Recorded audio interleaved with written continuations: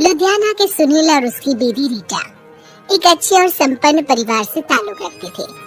एक दिन रीटा की भाभी उसके घर आती है।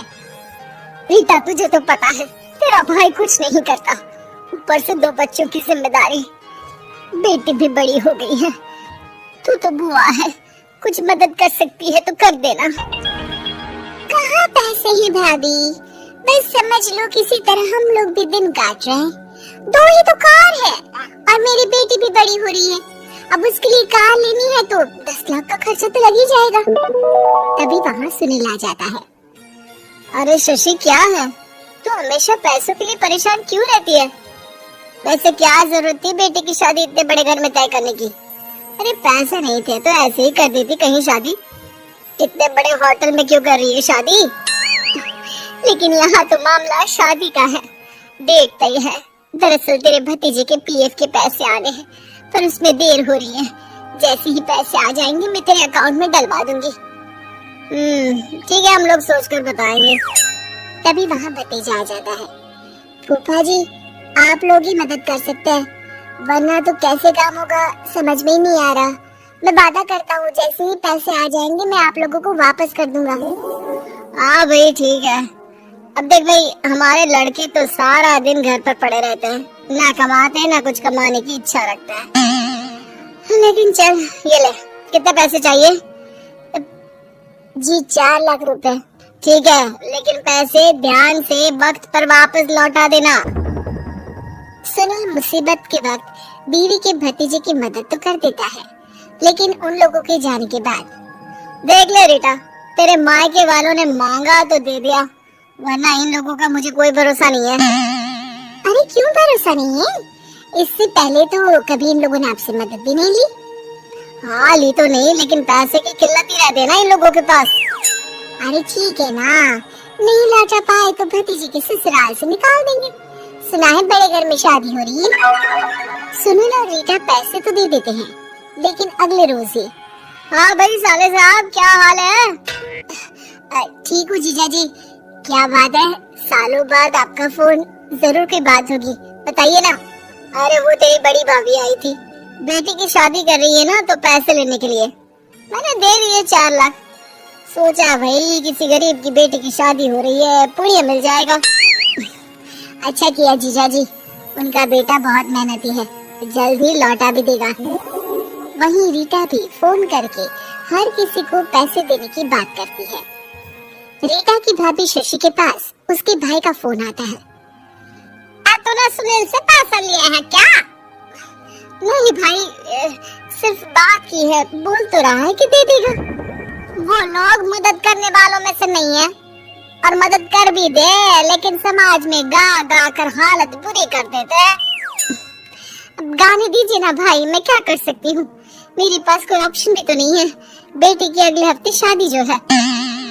शशि की बेटी की शादी हो जाती है, लेकिन शादी के 1 महीने बाद ही सुनील का फोन भतीजे के पास आता है। हाँ भाई, शादी तो हो गई हम लोगों की दुआ से। अब देख, ऐसा ही फायदा होता है पैसे वाले रिश्तेदार हो तो। तेरे वक्त पर हम कैसे खड़े हो गए थे, लेकिन अब पैसा लौटा दे भाई। जी मैंने पीएफ के लिए अप्लाई कर दिया था, उसकी नोटिफिकेशंस मैं आपको भी भेज देता हूँ। मुझे लगता है 10 दिन में पैसे आ जाना चाहिए। जैसे ही पैसा आएगा मैं आपके अकाउंट में डाल दूंगा। और ना जी ना, कोई नोटिफिकेशन नहीं चाहिए, पैसा चाहिए पैसा। ठीक है अंकल, बस 10 दिन का समय दे दीजिए। अभी हफ्ता भी पूरा नहीं होता कि भतीजे के पास उसके गांव के दूर के चाचा का फोन आता है। और अब तक क्या बात है, सुनील के कोई पैसे ले रखे हैं तो दे क्यों नहीं देता? हाँ चाचा जी, बात तो हुई थी, 10 दिन का वक्त मांगा है, उम्मीद है हो ही जाएगा। और अब फोन कर रहा है, रोज बता रहा था कि बेटी की शादी में मदद की थी। अब क्या है ना, भले ही शादी 10 दिन रोक देते, लेकिन सुनील से मदद नहीं लेनी चाहिए थी। याद है ना, मधु की मदद करके कितना बदनाम कर दिया था उससे पूरे घर को सोसाइटी में। हाँ चाचा जी, मैं भी यही सोच रहा था कि उन लोगों से मदद नहीं लेनी चाहिए थी। कई लोगों के फोन आ चुके हैं। वही रीटा अपनी भाभी को फोन कर देती है।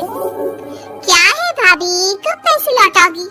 पता है ना ये कितना बोल रहे थे, तुम्हारे बोलने पर मैंने पैसे दिए हैं। भाभी अब तो आपके बेटे की कार बेच दो और हम लोगों के पैसे दे दो। अरे लेकिन रीटा, बात तो 3 महीने की हुई थी ना, अभी तो 2 महीने भी नहीं हुए पैसा लिए, थोड़ा तो सब्र करो। नहीं नहीं भाभी, वैसे मेरा बेटा डिक्कू आ रहा है आप लोगों के घर रहने के लिए, उसको अच्छे से खिलाना पिलाना, समझी?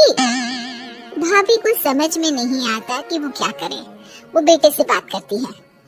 अरे माँ, इन लोगों से मदद लेकर सच में बहुत बड़ी गलती कर दी। मुझे खुद समझ में नहीं आता कि कैसे इन लोगों के पैसे जल्द से जल्द दे दूं। तभी डोरबेल बजती है और रीटा का बेटा डिक्कू घर में आता है। आओ बेटा, मामी के घर पहली बार आए हो रहने?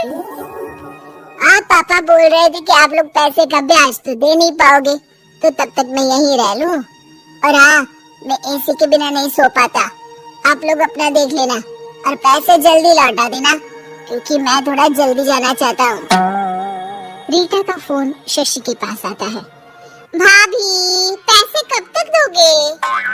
बेटे की विदाई के बाद शशि के घर का माहौल बिल्कुल बदल जाता है। वो हर वक्त बेटे से उसके पीएफ के पैसे पूछती, और पीएफ यानी कि सरकारी काम। आजकल में पूरा 1 महीना और बीत जाता है। भाभी, मैं और ये अमेरिका जा रहे हैं, घूमने के लिए पैसों की बहुत जरूरत है। रीटा, मैं पूरी कोशिश कर रही हूँ कि जल्द से जल्द पैसे का इंतजाम कर दूं, लेकिन पक्का नहीं बोल सकती। तभी सुनील का फोन भतीजे के पास आता है। देख माना, 3 महीने की बात हुई थी पैसे लौटाने के लिए, लेकिन अभी मुझे पैसों की काफी जरूरत है। मैं अमेरिका जा रहा हूँ, तो पैसे मैंने किसी से ब्याज में पकड़ लिए हैं। तू हर महीने 4 लाख का 20,000 ब्याज डाल देना मेरे अकाउंट में। सुनील फोन रख देता है, लेकिन भतीजा काफी परेशान हो जाता है। वो ऑफिस से शाम को घर आता है कि माँ पूछती है, क्या हुआ बेटा? बेटा माँ को सारी बात बता देता है। माँ भगवान के सामने हाथ जोड़कर खड़ी हो जाती है और रोने लगती है कि तभी बेटे का मोबाइल पर मैसेज बजता है। माँ, पीएफ के पैसे आ गए। और वो ऑनलाइन ही सुनील के पैसे वापस कर देता है। भला हो भगवान का। लेकिन आज एक बात तो समझ में आ गई, मदद हमेशा उन लोगों से लो जो मदद के बदले आपसे मदद में दी गई रकम ही वापस लें, न कि समाज में आपकी इज्जत।